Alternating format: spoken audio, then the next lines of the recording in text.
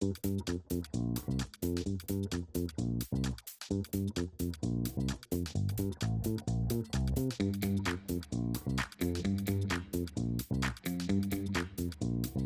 to set up domain redirects in cPanel.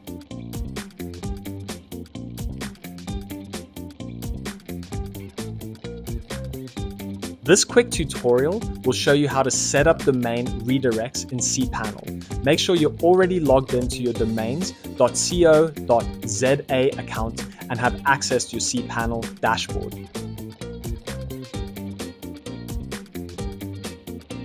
Start by selecting redirects under the domain section in your cPanel dashboard.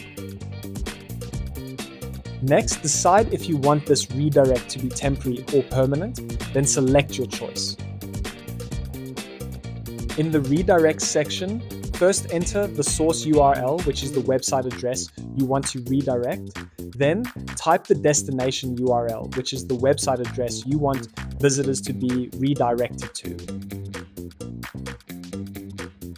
Click Add to create the redirect. The redirect should now be active, and users will automatically be sent to the new page. You can view a list of all your redirects at the bottom of this page. To remove any redirect, click Delete next to it.